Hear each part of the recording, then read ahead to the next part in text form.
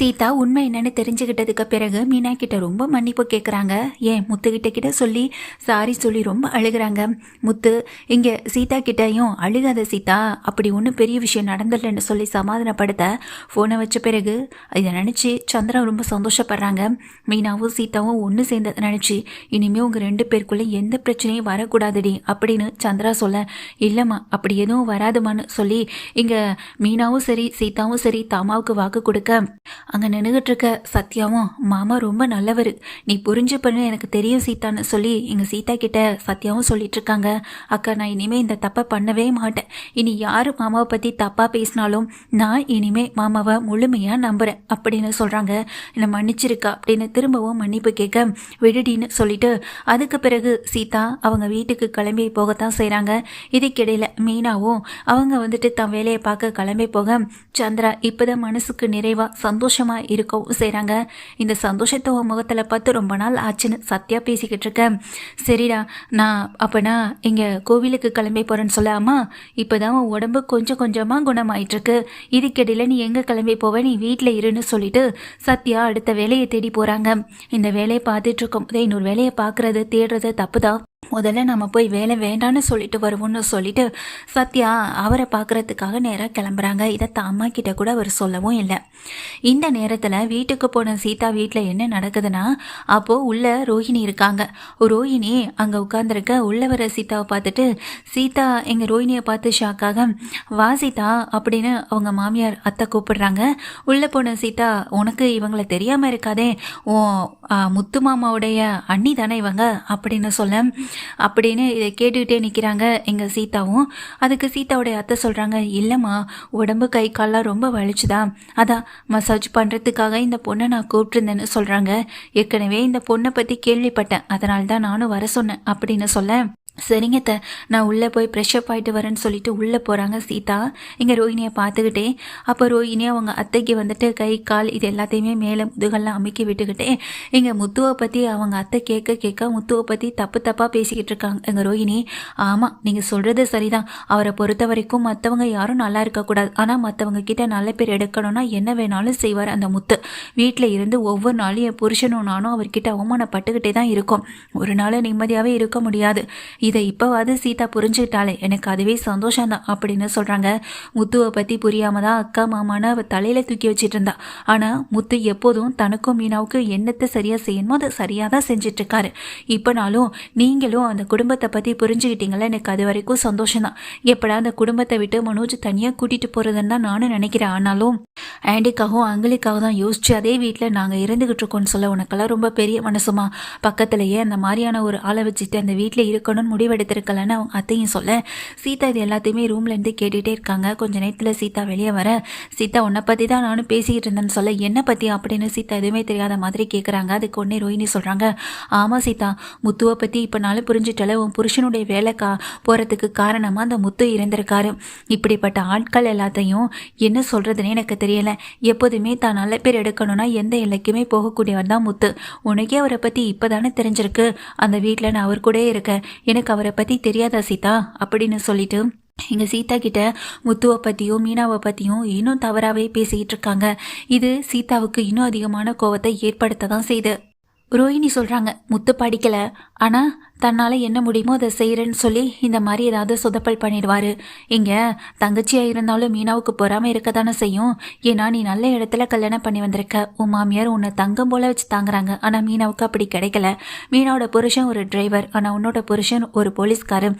இந்த இன்னமெல்லாம் அவளுக்கு வராமலா இருக்கும். இந்த கம்பேரிசன் பண்ணி தான் இப்போ உன் புருஷனுடைய வேலைக்கு ரெண்டு பேருமே சேர்ந்து அப்பு வச்சிருக்காங்கன்னு சொல்லிட்டு இருக்க போதே சீதா பயங்கர கோவத்தோட ரோஹிணியுடைய தலையை போய் வேகமாக பிடிக்க, அதை பார்த்துக்கிட்டு இருக்கவங்க அத்தை என்ன சீதா பண்ணுறேன்னு எங்கள் பதறி போய் கிளம்பி நிற்க, தலைமுடியை பிடிச்சி இழுத்துட்டு வந்து வீட்டுக்கு வெளியே பிடிச்சி தள்ளவும் செய்கிறாங்க. அதில் ரோஹிணி கீழே போய் விழுந்ததில் கையில் லேசான ஸ்க்ராட்ச் அடிபட்டுறது.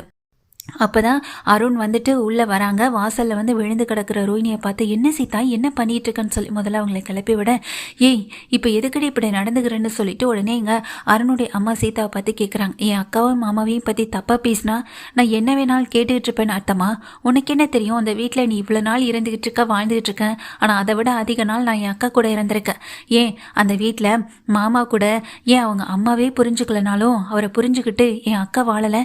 எனக்கு அவரை பற்றி தெரியும். அவர் யாருக்கும் எந்த கெடுதலும் செய்ய மாட்டார், செஞ்சதும் கிடையாதுன்னு சொல்ல, என்ன சீதா பேசுகிற? அருண் வேலைக்கு இப்படி ஆப்பு வச்சதே உன் மாமா முத்துதானன்னு சொல்ல, போதும் அத்தை, மற்றவங்க பேச்சை கேட்டு நானும் இந்த மாதிரி அவரை தப்பாக நினச்சதெல்லாம் போதும்.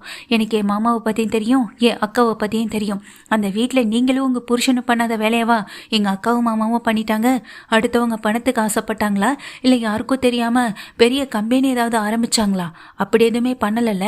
மற்றவங்க காசை யூஸ் பண்ணக்கூடாது, அதை எடுக்கக்கூடாதுன்றதுல இங்கே ஒழுக்கத்தை நல்லாவே கற்று வச்சிருக்காங்க. இதுக்கெல்லாம் பெரிய பட்டப்படிப்பு படிக்கணும்னு அவசியம் கிடையாது.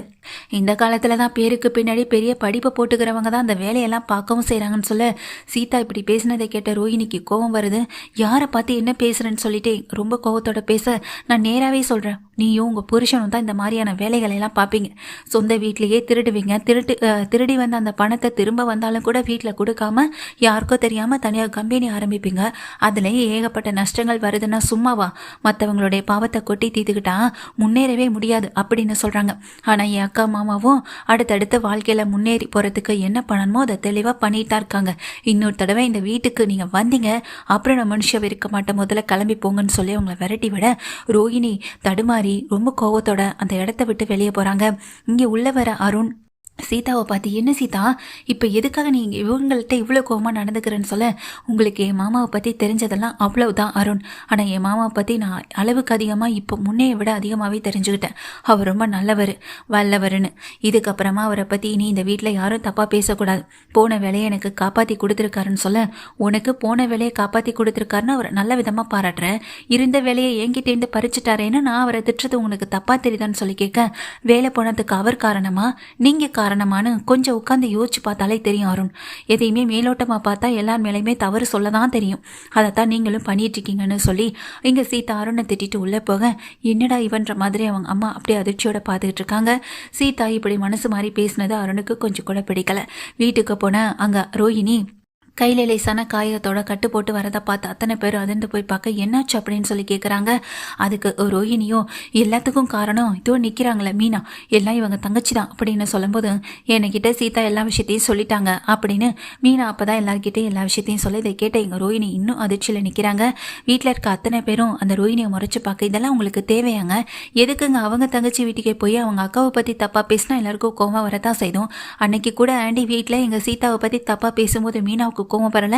அக்கா தங்கச்சின்னு பார்த்தா அவங்களுக்குள்ள 1000 பிரச்சனை இருக்கலாம், ஆனால் அதில் மற்றவங்க தலையிடாத வரைக்கும் தான் நல்லது. ஸ்ருதியும் சொல்கிறாங்க. ஸ்ருதி சொன்னதை கேட்டு ரோஹிணி எதுவுமே பேசாமல் நிற்க, உனக்கு எதுக்கு இந்த வேண்டாத வேலை தேவையில்லாத வேலைன்னு அங்கே மனோஜ் திட்ட, இல்லை மனோஜ் அது வந்து அப்படின்னு சொல்ல, மீனா எப்போதுமே கிடைக்கிற கேப்பில் கெடா வெட்டணும்னு நினைக்கிறதா இந்த பார்லரம்மா, அதை தான் இப்போயும் பண்ணியிருக்கு. உனக்கும் தங்கச்சிக்கும் இருக்கிற விரிசலை பெருசுப்படுத்த என்ன முயற்சி பண்ணணுமோ அதை பண்ணியிருக்கு. ஆனால் அதில் இப்படி தோல்வி ஆயிட்டு கடைசியில் கை அடிப்பட்டு வந்து நிற்கணும், அதுவே எதிர்பார்த்துருக்காது. என்ன பார்லரம்மா, நான் சொல்கிறது சரிதானே? மற்றவங்க பிரச்சனையை சரி பண்ண தான் முயற்சி பண்ணணுமே தவிர அதை பெருசுப்படுத்த நினைக்கக்கூடாது. அப்படி பார்த்தா உனக்கும் மனோஜுக்கும் அந்த பிரச்சனையை நாங்கள் பெருசுப்படுத்தியிருக்கலாம். ஆனால் அன்னைக்கு பெருசுப்படுத்தாமல் நீ வீட்டை விட்டு போனப்போ கூட உனக்காக நாங்கள் தேடி வந்தோம். அதுக்கு பேர் என்ன, இதுக்கு பேர் என்னன்னு சொல்ல கரெக்டாக சொன்னீங்க முத்து. எல்லாருமே உங்களை மாதிரி நல்லவங்களா இருக்க மாட்டாங்களே. மற்றவங்க கஷ்டத்தை இன்னும் கஷ்டப்படுத்தி அதில் சந்தோஷப்படுறவங்க தான் இந்த ரோஹிணி அப்படின்னு இங்கே நின்றுகிட்டு இருக்க ஸ்ருதி அந்த ரோஹிணியை பார்த்து அசிங்கமாக ஒரு பார்வை பார்க்க, ரோஹிணி அப்படியே அருவருப்போட நின்றுகிட்டு இருக்காங்க. கையில் வேற கட்டு போட்டிருக்க. யாருமே அதை பற்றி கவலைப்படலை, கேட்கவும் இல்லை. நம்மளை எப்போதும் போல எதுவுமே பேசாம தான் உள்ள போகவும் செய்கிறாரு.